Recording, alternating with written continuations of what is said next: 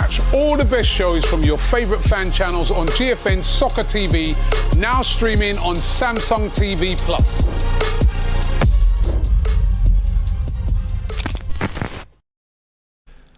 Welcome back to DR Sports, live at 5, debating some of the hottest topics in football right now, including Manchester City.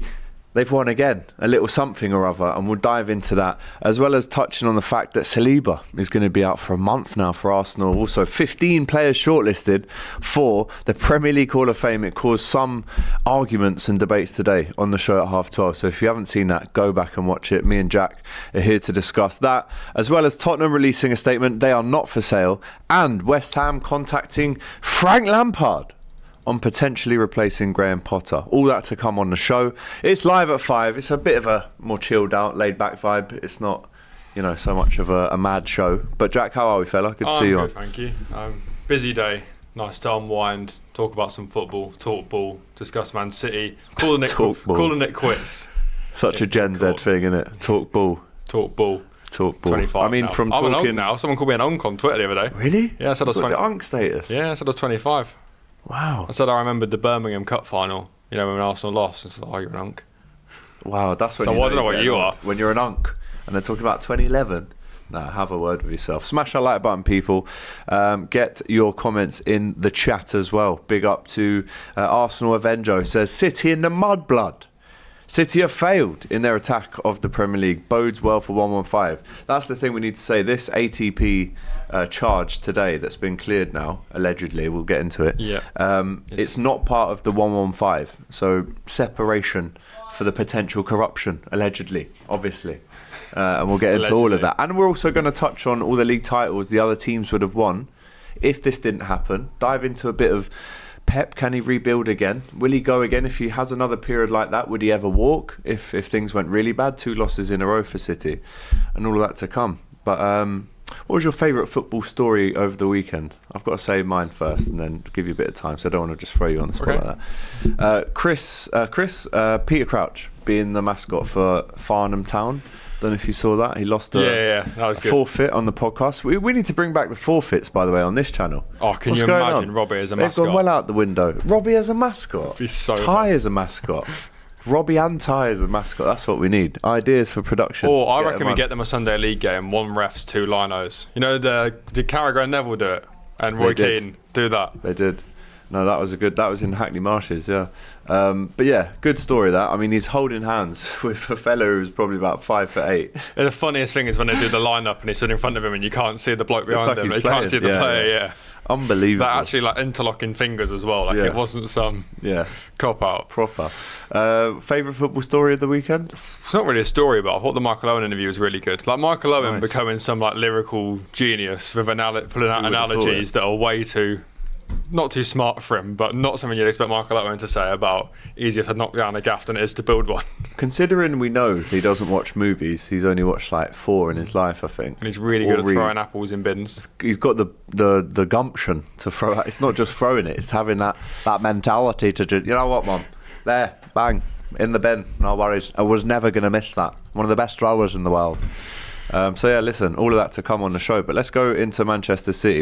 And the news broke earlier, Jack, that Manchester City, I from reading this official statement from Fabrizio, who put it out, the Premier League and Manchester City have reached a settlement in relation to the arbitration commenced by the club earlier this year concerning the Premier League's associated party transaction rules, so the APT rules. And as a result, the parties have agreed to terminate the proceedings, Jack. They've thrown it away. The settlement brings an end to the dispute between the parties regarding the APT rules. As part of the settlement, Manchester City accepts that the current APT rules are valid and blinding. What does that mean? You've got to read between the lines of these things. It has been agreed that neither the Premier League nor the club will be making any further comment about the matter. So they're saying, look, as far as we're both concerned, forget this one. They've obviously got a lot of things to do in relation to, I think it's October the 14th, the date of that 115k starts. But what does that actually mean?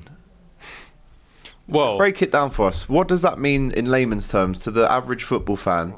I mean, there's a lot of long words in there. It tripped me up a couple of times. What does that mean, Jack? So the associated parties transactions basically means that you can't be sponsored by a company that your owners also own and then give yourself money that that company wouldn't make. Like, it's got to be fair value. So they're basically saying that, yes, you're owned by like the UAE, but you can't then have a company from the UAE go and give you like 20 mil when the company is tiny. Basically, it's got to be like a fair reflection. You can't just basically get your owners to pump some money into a little company and then pump that into the club. It's got to be all fair value. But I think that there's some massive deal. It's like some airline company. I think Man City are trying to get Etihad to sponsor Great airline, them. by the way. I've flown with them. Fantastic. No. I'll be honest.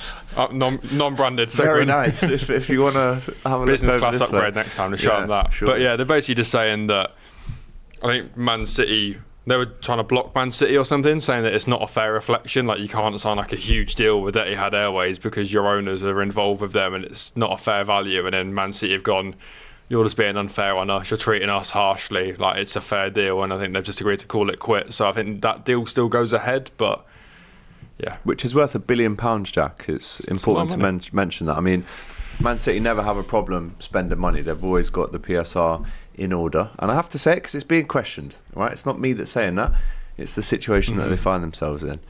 But they, in terms of the way they can kind of hurt the Premier League off the pitch, involve an army of lawyers, some of the best in the world. I mean, Stan Collymore kind of reacted to this and he said, in summary, his words, not mine, City accept there are rules around APT, in brackets, how novel. Premier League accept they have not much more cash to fight them over it. Conclusion, if you can hammer the Premier League with lawyers and more cash than God, they'll fold eventually. Don't hold your breath on the 116. So is this, there's so many questions that I've got for you in how this will impact them off the pitch. If they do get fined in the 115, so we almost forget about today, right? They've settled the dispute. They're not mentioning it anymore. They're going, right, now let's focus on the October the 14th case. With all these charges, in a world where they get relegated, is that possibility? Is it a fine?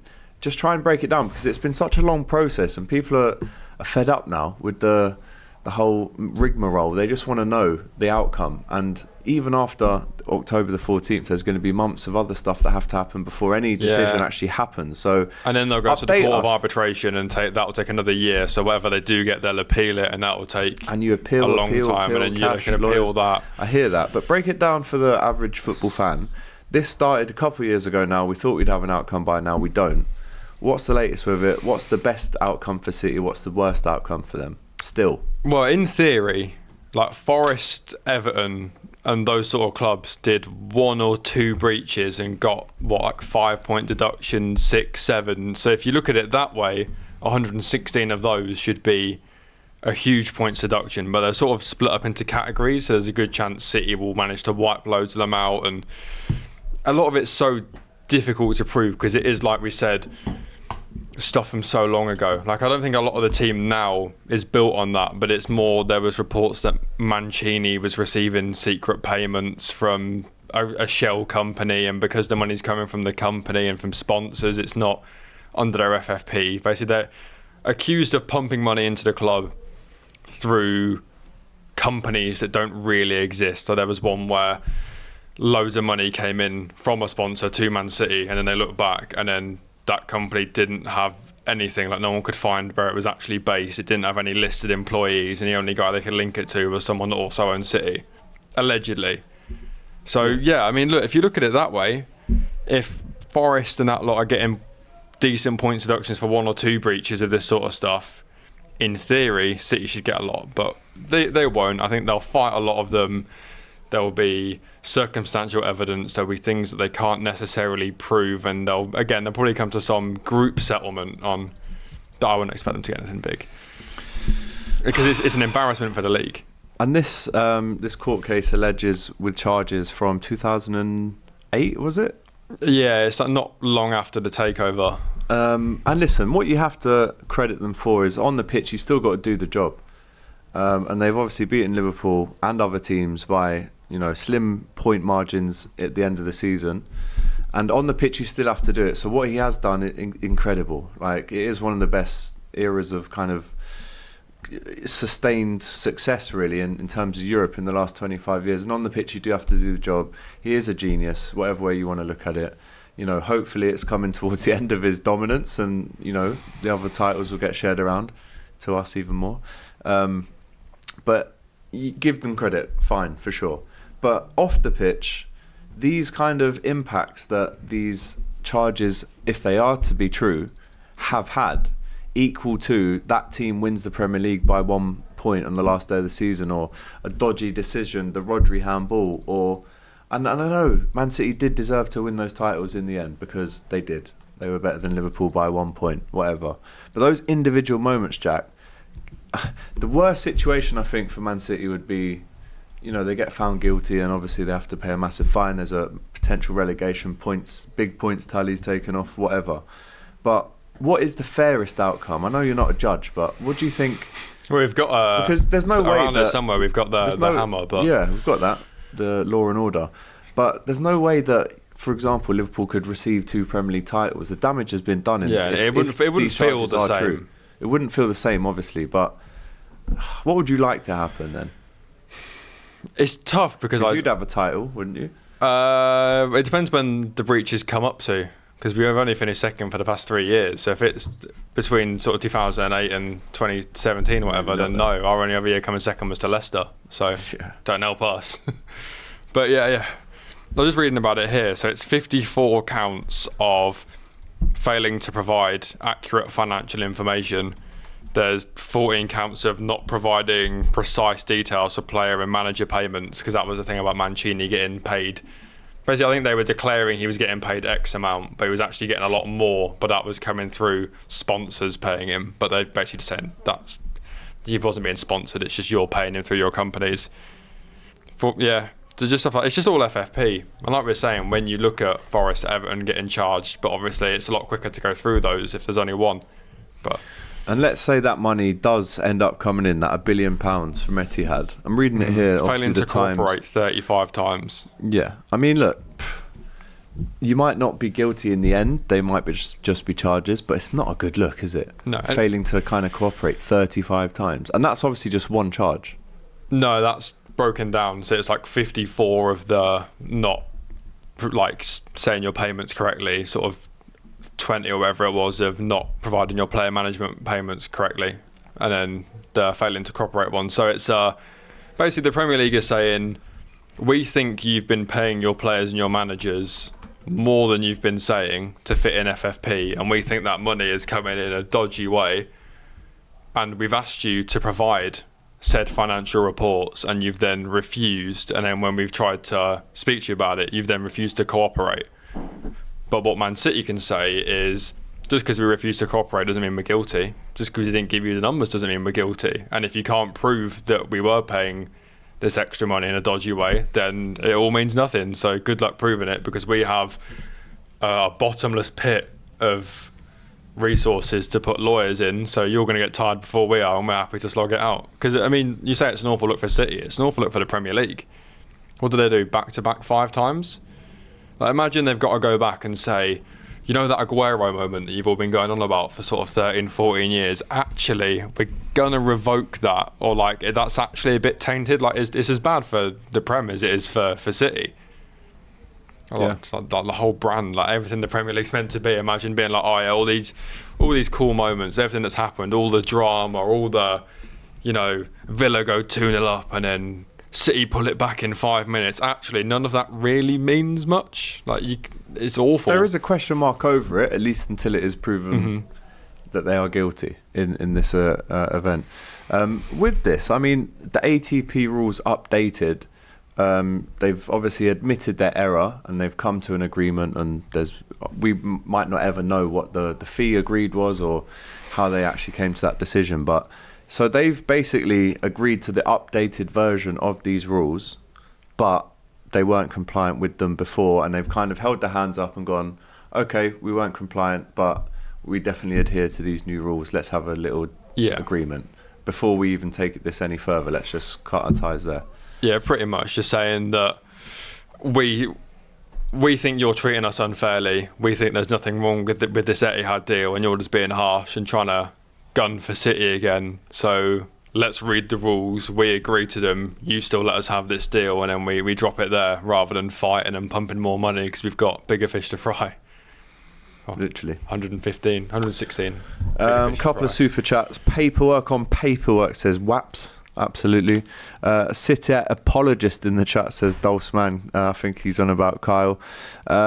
Terry Tibbs gets involved as well. He says City are scared in this part of their history, I suppose, whilst they've got this magnifying glass over them. You aren't supposed to cheat to win, says Dulceman. Oh boy, these Man City fans are going to get a wake up. It has already started. United will smash them up. Don't worry, City is done. Other fans, don't worry.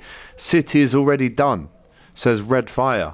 So let's actually go to on the pitch then. That's off the pitch, the legal stuff. On the pitch, lost 2 in the last 2 in the Prem. Yeah. Tricky Champions League group to come up as well. Games are coming thick and fast in the Cups. And listen, they will win a lot of games still. They're still Manchester City, and actually at the end of the season they definitely turned a corner. We know they don't really start well ever. They obviously finish well, and that's why they've won so many titles. Is there a situation this season where, again, the tough gets going? Last season they had that period, I think it was 1 win in 12. If that happens again, could Pep survive another scare like that along the way? I don't think he'd ever get sacked, but I could see him walking. Because I think he's got, 2 years on his extension? I could see him getting to the end and being like, I've decided I'm going to do a sabbatical. I'm not going to manage for a couple of years, take some time off. And I could see him walking. I don't think City would ever sack him. I think Wenger did a similar thing. It was basically, you've got another year left. The fans are getting on your back. We kind of want to sack you, but you're a legend, so please walk. So I could see him doing that, but I just don't think they addressed what they needed in the summer. I mean, I don't know what you think about that, but I look at their team and I was like, your defence is a bit of a problem here, and you've brought in like Shirky, Reinders, and that lot, but you've still not. Look Defensively? Look at Alisson, Kanate, Van Dijk, Raya, Gabriel, Saliba, and then you're looking at Donnarumma just come in, so we don't know what he's got. It was James Trafford. John Stones in his current iteration where he's injury prone, he's getting on a bit. Like Kusanov, Gavardio, if you move him in there, but then that means you're playing 8 Nori. Kusanov recently. Yeah, their right backs are Mateus Nunes and Rico Lewis. Yeah. And you got Frimpong and Bradley. We've got Timber and White and Szoboszlai. Yeah. Come on, mate. Have some respect. I don't want to talk about him particularly. I thought we were getting away from that. Hungarian Gerrard. Yeah, I agree with you. On the pitch, if they start kind of... Because listen, Liverpool have not played that well and they've won 3 out of 3. If we get to 10 games into the season and Liverpool are 8 or 9 points clear of City after they've already lost 2 out of 3, you've got to say that, wow, we've got they'll them be fighting for fourth. We've got them again. in 2 games, so they could be, if we beat them, they're 9 points Tell you what, off I'd you. love a draw in that game. Actually. Ooh, it's a great question. Who would I prefer to win that game? Do you still see them as a threat? Do you still look at them as like Man City, the Sharks? That if they're in breathing room by the time you hit February, it's long because they're going to win every game. Look, it's so difficult to say because it's still Pep Guardiola, it's still Rodri, it's still Haaland, it's still Marmoush, the list goes on. Of course, you can never discount City, in my opinion, you just can't. But if we get to February and we're 10, 15 clear of them, I don't see them overtaking Liverpool once they get into their stride, like February, March, April time. And that's, Liverpool are so consistent from, the whole season, right, up until we won the league, and then, we lost a couple after when we were half pissed. But yeah, I think, no, I don't see them like that anymore. Well, someone tweeted and they said, if you close your eyes and I tell you a defence of James Trafford, 8 Nori, Kusanov, 31-year-old Stones and Mateus Nunes, is that Man City's defence or is that Wolverhampton? Yeah. Ake, Akanji. Like, is that Man City? Like, if you told me that it was... 8 Nori's decent, I do like him. But 8 Nori and Nunes were at Wolves. Yeah. Last year and the year before. Kusanov... Trafford at Burnley. Yeah, he was at Burnley. Kusanov was at Rennes. And Stones is obviously injury prone. That's probably like a League Cup starting back 5. Like you could easily tell me that this was like Everton's rebuild and that's what they've done. They've gone and bought back John Stones because he's getting on a bit, and they brought in a young guy from France and 2 Wolves players. Akanji's gone though, hasn't he? I don't know. Did he actually leave in the end? Well, I know he got like, here we go, and then he replied to Fabrizio and was like, I have literally no idea what's going on. And then I think they agreed with Fenerbahce. It was Spurs. Inter Milan. On loan from City. So even their depth then isn't great. You got Ruben Diaz will come back. Yeah. Cavadio will drop in, I guess, to centre back now. Most likely. And then Nori. That's what he is initially. But yeah, I agree. I think defensively, some of the goals they still concede, and this is still whilst they were in that period of maybe the best second half of the season in the league, apart from Liverpool maybe.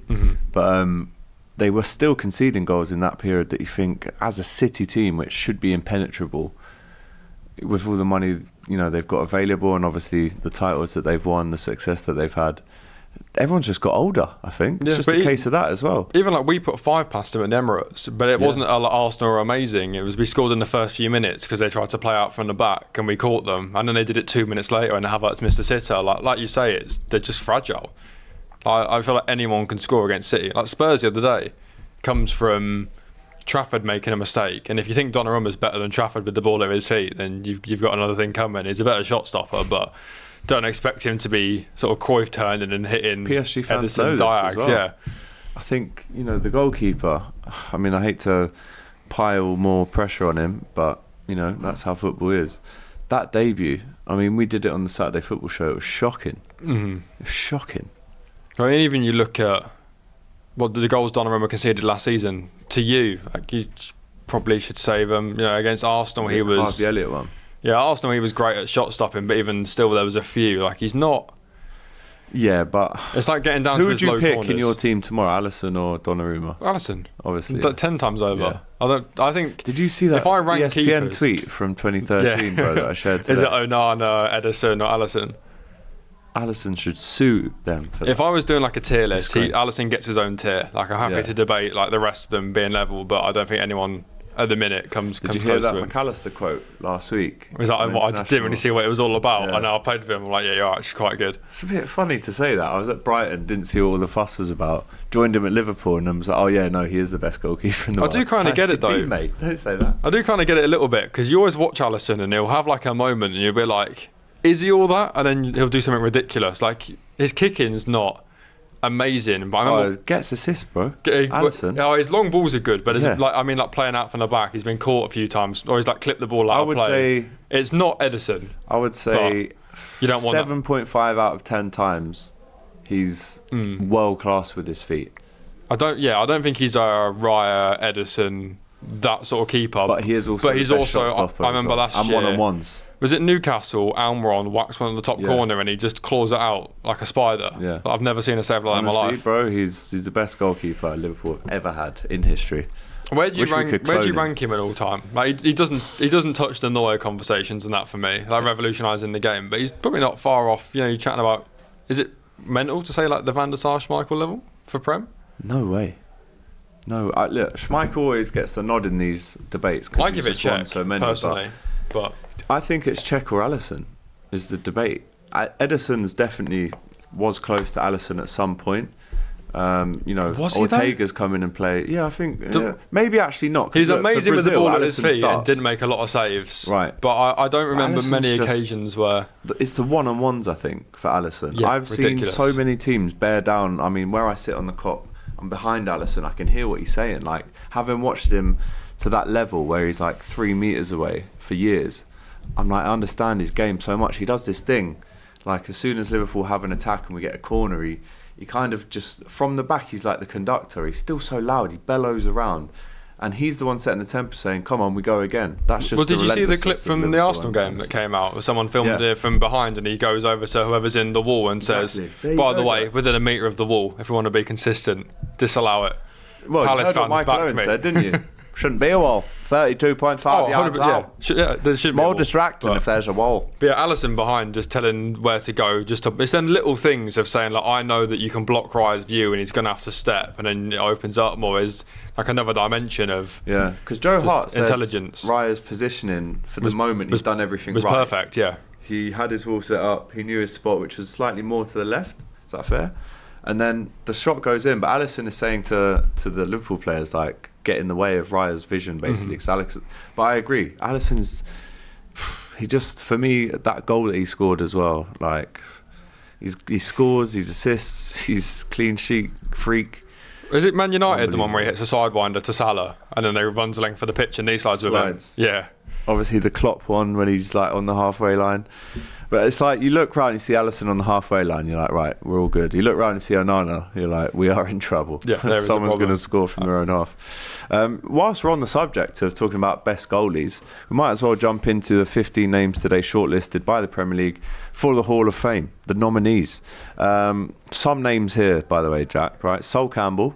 Yeah. Yes. Get him in Big there. tick for me. I think what are they nominating? Two. I think two goes through out of these, like this batch. Yeah. And it's a public vote, so you can actually vote. The closing deadline for this is 12 o'clock on Monday, the 15th of September.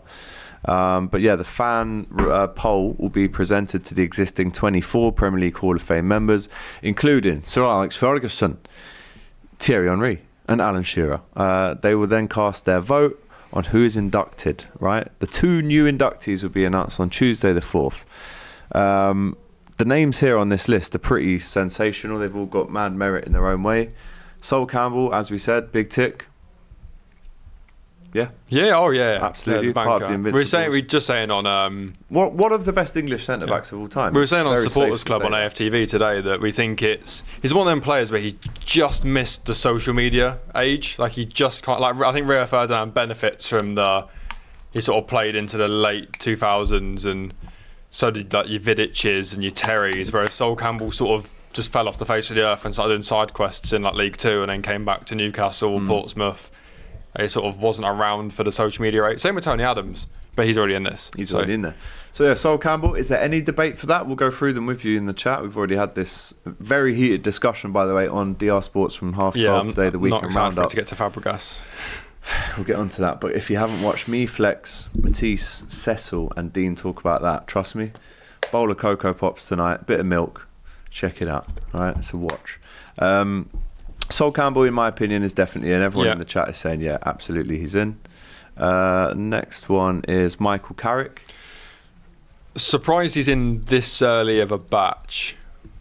Like I'm not opposed to him being there. Definitely not. I think he's one of the most underrated midfielders the Premier League's ever seen. But I'm surprised he's being nominated in the set of names he's in. So he's not getting my vote for the 2 to go through. But I respect him being there.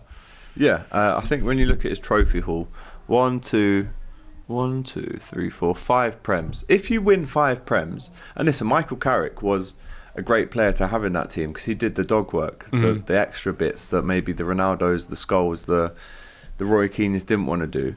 And he deserves all the trophies that he's got because he did play a great part in that team when they needed him. Wasn't maybe a Lampard, Gerrard, Scholes level, but definitely underrated for sure. Even though he wasn't the star name of that team, those teams that won, Prems 3 in a row, should he just definitely be in the Premier League Hall of Fame because he's won 5, or does it have to be on their individual kind of impact on the league? It's tough because, like you say, they probably don't win it without someone like him, but he's never going to get the plaudits. But then on the same account, I don't sit here and say that Lauren should be in here because he was an Invincible. Like he was a very good right back, but I don't put him in those conversations. But again, not to compare them to. But yeah, again, a name that the stats speak for themselves, and he's one of them ones. If you watched him, you kind of know what we're on about. If you didn't, then maybe not. But yeah, one of the most underrated players. Surprised he's in this batch, but he can go in. I mean, he did play there for 12 years at United. Some stint that. So listen, I think he deserves his nomination for sure. But yeah, I mean, he's not getting my vote. Next one, speaking Jermaine of Defoe. trophies, yeah. I love Jermaine Defoe, as a footballer. I think if he, when Owen left, we should have got Defoe. Gerrard would have had buckets of assists for Defoe. Over 100 Premier League goals. Just a fox in the box. One touch, out the way, bang. Bottom left corner, bottom right corner. Pretty much had every finish. Was pretty gutting for him not to go to the 2006 World Cup. But look at his career. West Ham. Was that the Walcott one? Who didn't play a minute. West Ham, Bournemouth, Tottenham, Portsmouth, Tottenham, Toronto, Tottenham, Sunderland, Bournemouth again, Rangers, won the league with Stevie G, and stopped Celtic's 10 in a row. Was captain, I think, in that team. And then Sunderland again, finished off at Sunderland. 57 appearances for England, 20 goals. I mean, I think he didn't win the Premier League, and obviously Gerrard didn't win it, Fowler didn't win it, we'll discuss that, but some career, and I actually think what a striker in terms of just no messing around, direct. Yeah, one of the most iconic strike partnerships we've ever seen as well. And I think the off the pitch stuff, Portsmouth and Spurs. Yeah. So and the off the pitch stuff probably counts for a lot as well in these sorts of awards. I think there's the Sunderland with the kid Bradley Lowry. That speaks volumes as well, because just the type of guy he is. Yeah, if you're in a Hall of Fame, it's for who you are as well as what you are. So I think that should genuinely give merit. Let's say with the Ballon d'Or, it's as much as what you are, there's like a fair play element to it, there's a character element to it, so that definitely holds some weight. I'd like to see him in there. Yeah. Patrice Evra. Yeah. No problem I there. think that speaks for itself. Maybe not so much for the West Ham stint, but yeah, that didn't help his case. But again, was at Manchester United for 8 years in total, 273 appearances. But again, I know we're not counting Monaco or Juventus or Marseille in this Premier League thing, but I guess you look at their whole career, and was the captain at one point. Obviously, won Premier League titles with Manchester United. How many did he win? Let's have a look. Again, bloody 5. Yeah, bloody 5 again. It's a lot of Premier Leagues. Yeah, 3 League Cups, runners up 3 times. Hold that. Definitely, yeah, hold that for sure. FIFA Club World Cup, won that as well. Listen, if you win 5 and you're the left back, and you're playing every game, every single game for 3 years in a row where you win it, I think he massively deserves it. Banker. Here we go then, Jack. Cesc Fabregas. Now, in this Premier League Hall of Fame graphic, let me give you an example. They put Michael Owen in a Liverpool shirt, even though he won the Premier League with Manchester United. They've put Cesc Fabregas in a Chelsea shirt. But how do you view Cesc Fabregas? When you hear it off the bat, do you think of Chelsea or Arsenal? In this one, he's got a Chelsea shirt on. React to that. I think, and I'm trying to put bias aside here, and it might be a little bit, I think when you think of Cesc Fabregas, you probably think of him at Arsenal.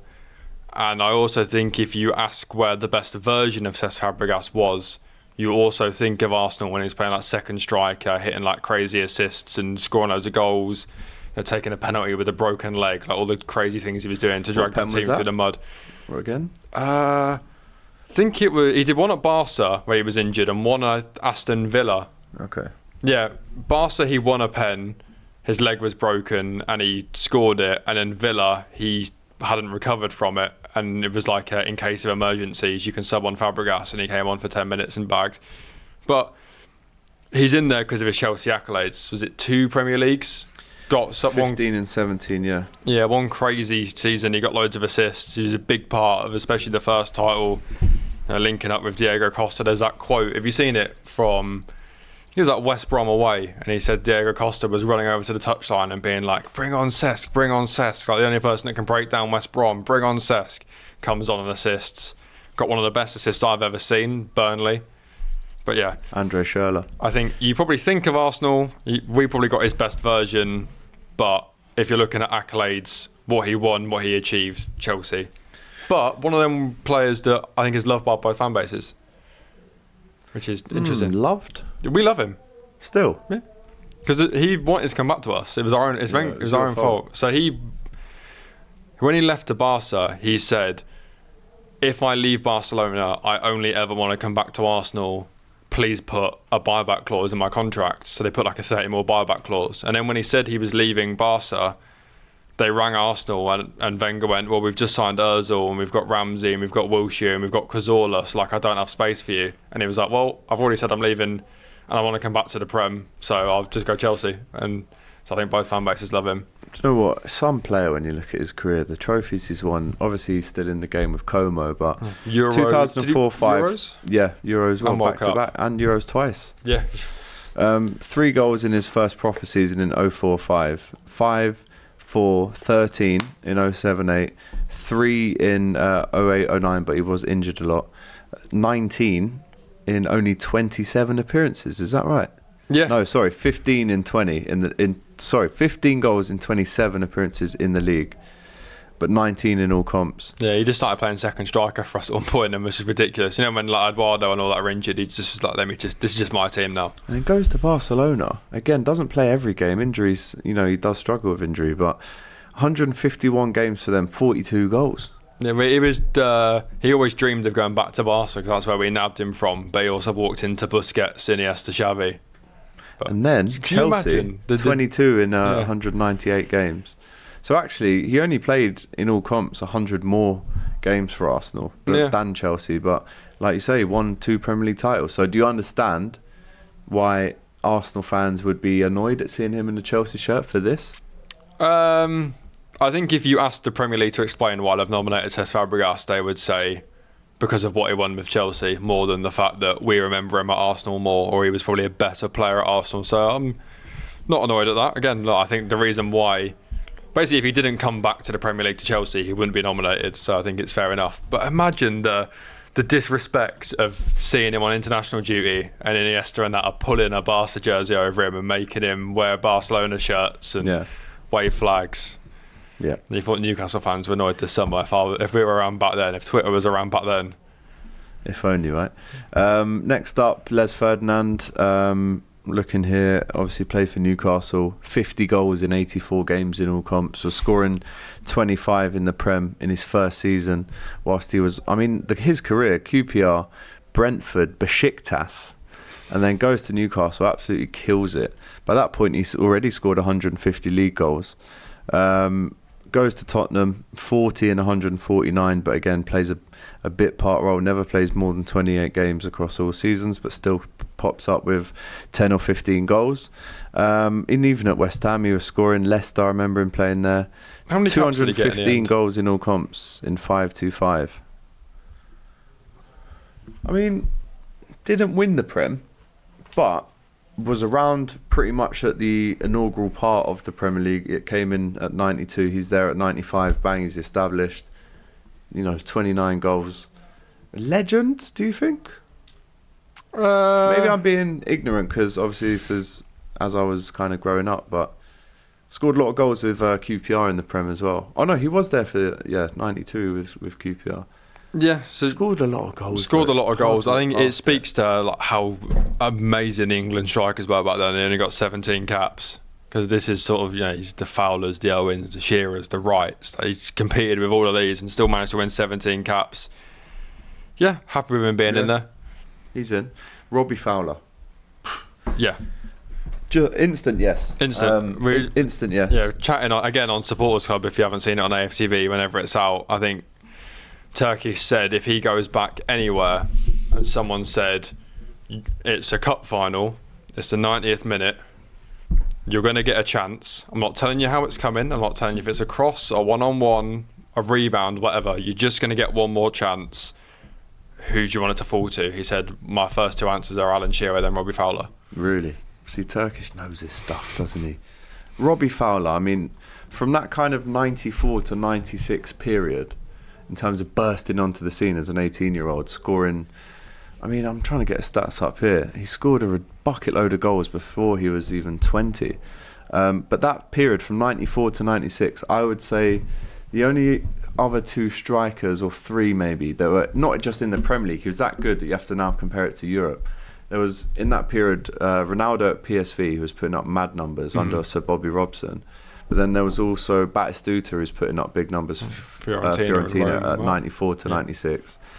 But Alan Shearer and Robbie Fowler were head and shoulders in that 2-year era. Listen, everyone wants to grow up and be a footballer. Imagine being one of the best strikers in the world for 2 years. And he was that. Just seeing at Liverpool, I think this is league goals, 120 in 236 games. That's just league. So that's, crazy number. It's pretty much won every other game, which is insane. Bro, 590 games in his career and 259 goals.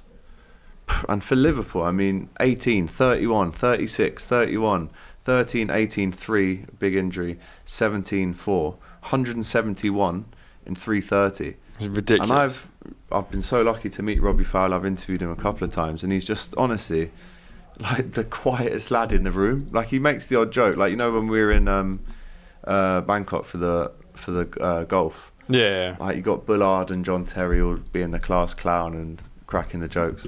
Him and Paul Ince are just chilling in the corner having a drink. And I actually had the chance to just have a little G&T with him, and I asked him a few things. But from 94 to 96, he gets 31, 36, 31. This is stupid numbers. And how he didn't win the Prem is criminal. Was Obviously, that, goes to Leeds, Man City. Was it still smaller seasons back then?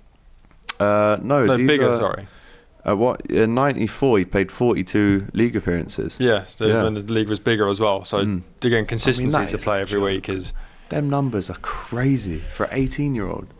Scoring hat-tricks against Arsenal in like 3 minutes. Yeah. I mean, Owen done that as well. Yeah. But unbelievable. So he walks in. Absolute finisher. And Turkish is right. If that ball, and it was overhead kicks, it was whipped finishes, it was volleys, it was dinks, it was laces, it was every finish in the book. If that was bobbling around the area, 18 yards, Robbie's just curling it in without even really having to do much. Where does he rank for you in Liverpool strikers? Because, I mean, you've got a lot to pick from. You've got your Suarez's, Torres, Owen, Fowler. You've got some serious names. I do top 5 of my lifetime. Yeah. So 94. You going in order? Oh, this is tough. Number 1 is Luis Suarez. Are we going on ability or on is there any heart in this? It's ability, it's tech, it's loyalty, it's how they left. It's just my own, like, people will say I'm right and wrong, that's fine. This is just me, from what I've seen with my eyes, plus what we've seen. So I'll go Suarez in terms of technical ability. Is one. Just gets you off your seat. I've never seen, it wasn't even the prettiest as well. It wasn't the prettiest things to watch, but he just creates something out of absolutely nowhere and embarrass about 5 people in the process. Like Ekatike's doing right now, it sounds like it like bundles through you, but like he means it. Exactly that, Jack. So he's number 1. And listen, not the longest sample size, but in terms of like peak, scores 31, breaks the record, and he was banned for the first 7 games, mate. Rightfully so, by the way. If only we bid another £1. Well, no, you still would have got told to do one, I think. So he's number 1, and it's a short period, I know. Number 2. Is Mo Salah not in this? No, winger. Okay. I'm going to go Robbie Fowler. Elite finisher. Amazing at golf as well, by the way. Unbelievable golf player and paddle player. Number 3, I'm going to go Torres. Electric on his day again. We're talking about 07 to 09. Best striker in the world. Ronaldo and Messi were winning the Ballon d'Or, but he was finishing 3rd.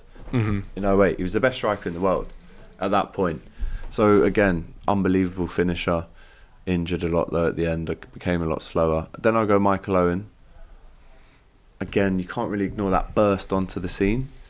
It was incredible. No one's really done it like him. And then 5th, oh my God, I've missed out Bobby Firmino. He's going in at 3. Change it around. 3. He's above Torres. And Owen's 5. And Owen's 5, wow. There you go. Rate Firmino that highly? Yeah. For everything he did? Got his boots there, what do you mean? Can you see that, guys, in the corner? No. Oh, I'll just get him now. He was the most beautiful footballer to watch. And I've got his boots there. These were the last boots he ever wore at Anfield in his last ever game. 1 of 2. Yeah. So if anyone wants to make me an offer. No, I'm joking. Yeah, Bobby Firmino's well up there, man. Next up on the list, Eden Hazard. I don't know. Discuss. Well, a lot of people in the chat probably, or a lot of people on social media have been replying saying that, you know, it's not Hall of Fame for the Carabao Cup, it's not Hall of Fame for the Europa League. You know, watch a Hazard comp and you'll see them patches on the sleeve. But in all seriousness, probably one of the most enjoyable footballers I've ever watched. Like if you said go watch like a comp of a footballer for half an hour, you can pick anyone.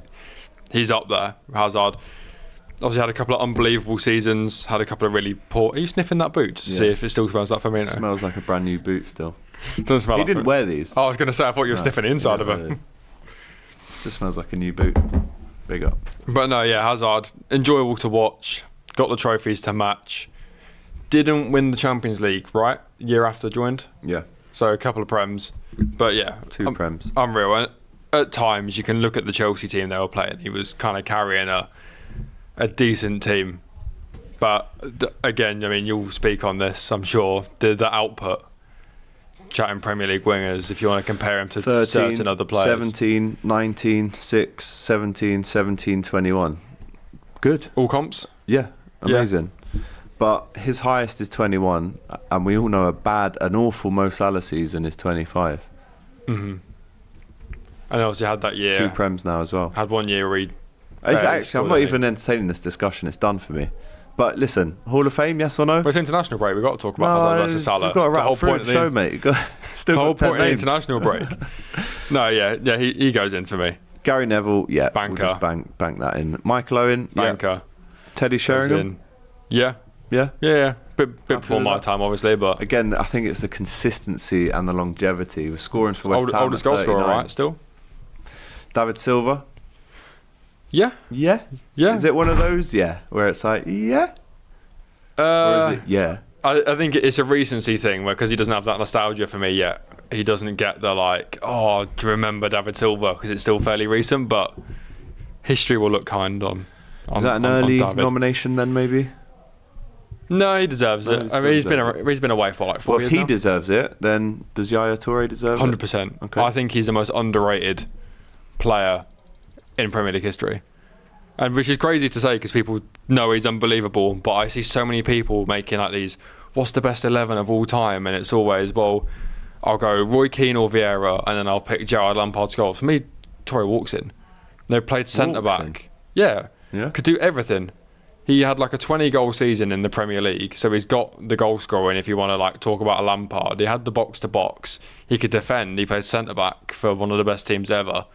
I don't think there's anything Toure couldn't do. I remember him scoring some bangers for Barcelona could drive through the midfield by himself. He could score a screamer, score a free kick, a penalty. Like, there's nothing he couldn't do. Strong. There was one goal in particular when Liverpool going for the league in 2013-14 where I was hoping that Villa... It's always Villa. Why is it always Villa that need to do us a favour at the end of the season to beat Man City so we can win the league? But I remember, halfway line he picks up, Bosh, 3 strides he's in across the keeper. I was like... And that was the 20-goal season, I think. Yeah, there was the cup final. Was it Sunderland where the ball just gets rolled back and he just wraps it across the goal, yeah. You remember Gerrard's goal against Marseille? Where he wraps it like that. Yeah, unbelievable. Could do literally... So good. Nothing he couldn't do. Van der Sar? Yeah. He's not in the... He's just a little bit below the Czechs and maybe even the Allisons now, like we were saying earlier. But, yeah, up there.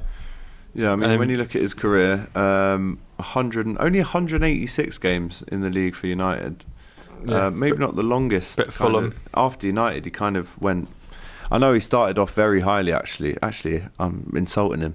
Ajax, he won the Champions League at Ajax. What age was he when he joined United? Like, well into his 30s, yeah, he right? must have been, actually, because he was there till he was like 38. How many years was he at Fulham? Fulham, 4 seasons. Yeah, so he'd done... Juventus, 2. Ajax, 1, 2, 3, 4, 5, 6, 7, 8, 9. Yeah, so he's well into his 30s by the time he arrives at United. 266 games in total. But you had like Kuszak and Ben Foster and them kind of guys there as well. What? Foster always just talks about him. I've seen so many like quotes. He's like, he just didn't really train because he was older. He'd just sort of rock up on a Friday, but like just kick a few balls at me just to get me feeling ready for match day, and I'll go home and you guys can do all the diving around. Vidic? He wouldn't get my vote yet, but also 2-time Premier League Player of the Year, which for a centre-back is crazy. I just don't like seeing it when people on Twitter are like, oh, I'd have Vidic over Van Dijk. I think there's a gap there. Because Van Dijk's not in this, right? Because I'm guessing because he's current player. Still playing, 300 games in total for United, 21 goals, and obviously won a bucket load of Prems there as well. If you actually look at the numbers, he didn't play in a season with more than 35 games. Started off with 11, 25, 32, 34, 24, 6, 22, 25. Hated playing Torres. Didn't like playing Torres, did he? But that is it, the Premier League Hall of Fame. Let us know what you think about that in the chat. I'll read up some comments now. Salah Prem, 100 Isak and Serts. Salah and Verts combo about to cook soon. Big up LL Cool J. What else have we got? Ian Rush only played a few. Yeah, the Rush thing is like, if you're talking about 78 to 85, then Rush was the best striker in Europe as well. But again, different eras. Yaya Toure better than Lampard, but Lampard career clear of him. Is it? I Close. can hear that. Very close. If not clear at all. What, career-wise? Yeah. Both won the Champions How long was League. Toure in the Prem, though? That's probably the point he's making. Well, did Toure come over, like, 2010? Yeah. And then left in 16? Yeah. Whereas, what, Lampard did... 17 years or something. Yeah. Torres' peak is only rivaled by Suarez. He was absolutely terrifying. Yeah, he was. I mean, unbelievable striker, like I said, from 07 to 09. Next up, we are going to Arsenal. Saliba could be out for a month. How true is this? How much do you know? And what games is he potentially going to miss? Well, it's L'Equipe, so I believe it, because he pulled out of international duty. Obviously came up against 4 minutes against you. I just thought, that's just our luck that 4 minutes in he walks off. But looking back now, do you think Arteta regrets starting Saliba in that game?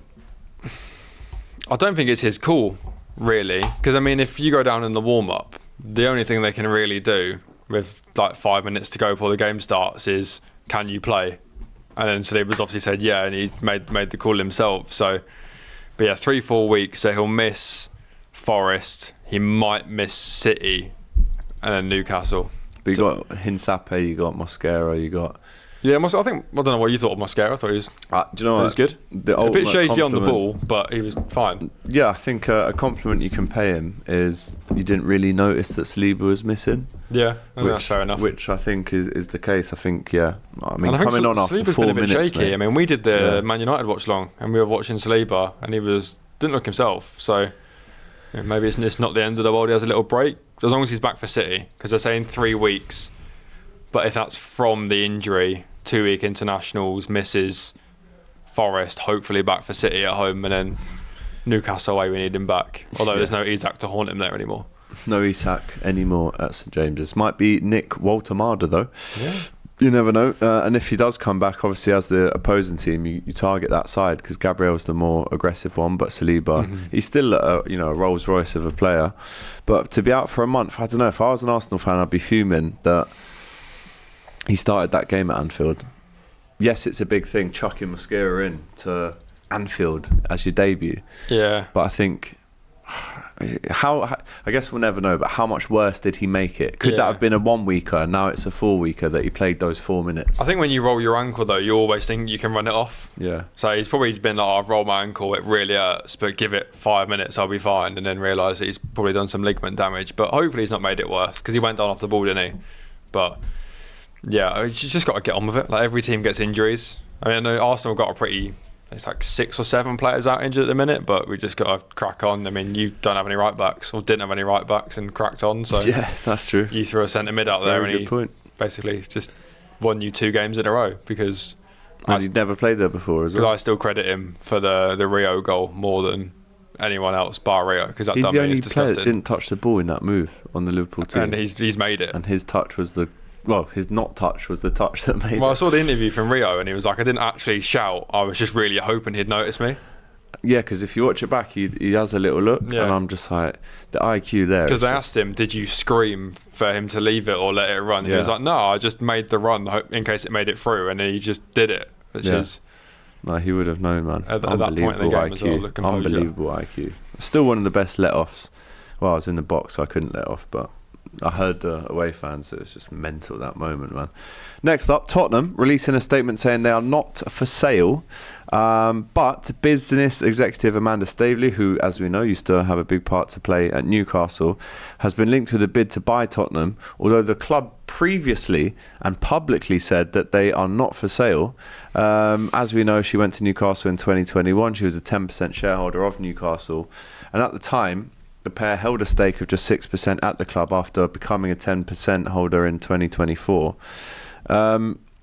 I mean, Tottenham have come out and said publicly, as they say here, they are not for sale. But we've also heard of potential bids from the Middle East as well when it comes to Spurs. We touched on it on the show earlier. I mean, again, when something like this happens, there's going to be rumours straight away about who's going to come in and bid for them. But what do you think is the future really for Tottenham? And should rival fans be worried at all?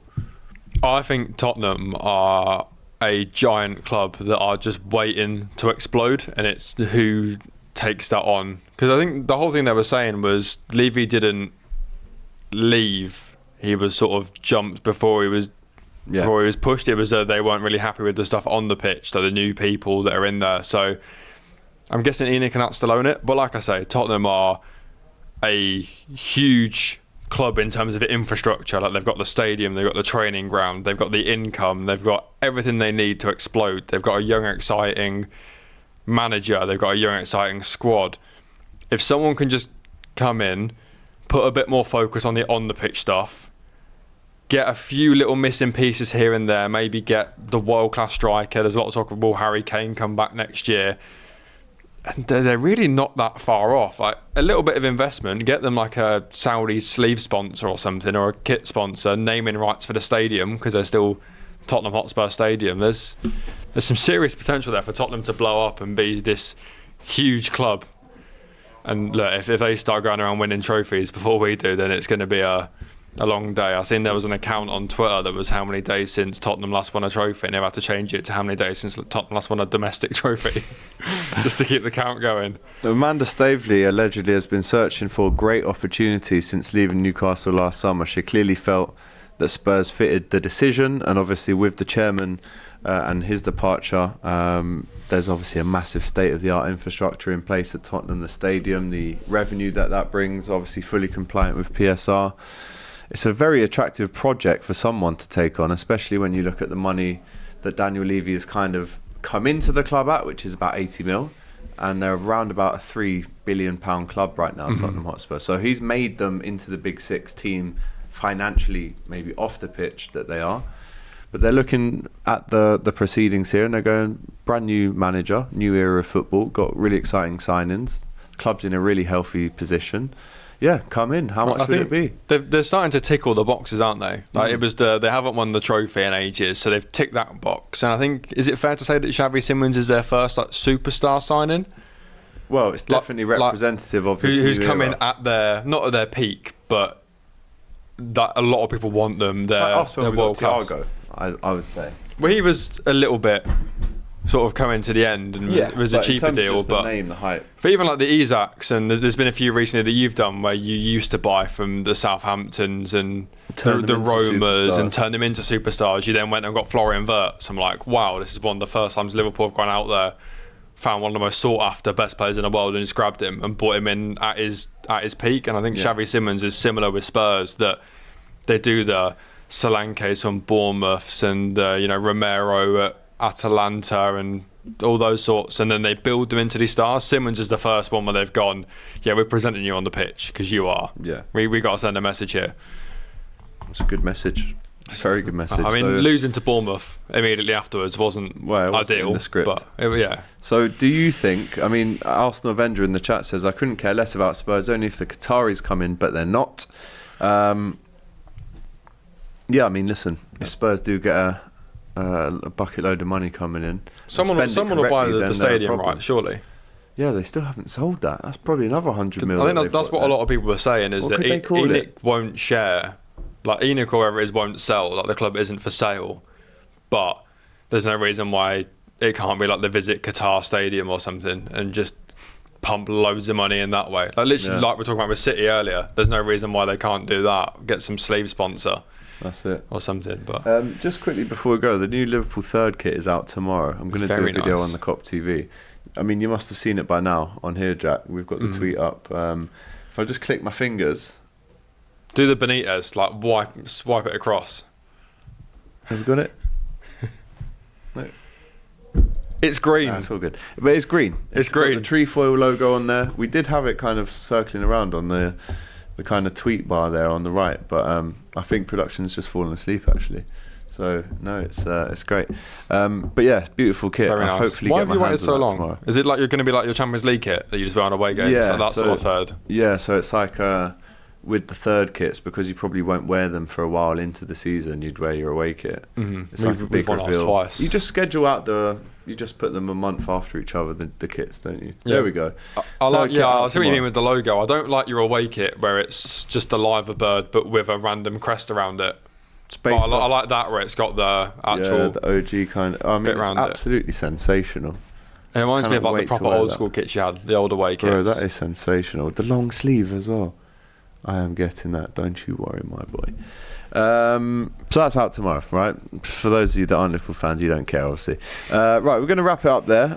Don't forget, live at 5 every single day throughout the week on DR Sports, where we round up the latest in the news, the stuff that we might have missed on the 12:30 show, and we ask you for your opinion in the chat. Like I said, a bit more laid back this show, a bit more of a chilled vibe. Jack, good work, sir. I've asked you a lot of questions today, and you've done very well. Big asking me about FFP rules, and I am. But you just blended it. That's the kind of level. That's the standards that I want with my teammates in this squad on DR Sports, man. I'm the Carrick, maybe. Maybe I am the Carrick. No one wants me to be in their Hall of Fame, but maybe if I work hard enough. The Wijnaldum. Yeah, maybe we'll run out of options and I'll get in there. Maybe, you never know. Keep it up. Right, I've been AGT. This has been DR Sports. Smash that like button on the way out. Make sure you leave your comment on everything we've spoken about today, including the Man City debacle. It continues, but this case is dead in the water. That's now moved to the side, and we now look forward to the result of the 115. Smash that subscribe button if you haven't already. Top stuff coming up on DR Sports this week, as you know, including the boxing at the weekend, but also another show on Thursday, and then of course the Saturday football show returns once more after the international break on Saturday. Big up, guys. See you next time. Catch all the best shows from your favourite fan channels on GFN Soccer TV, now streaming on Samsung TV Plus.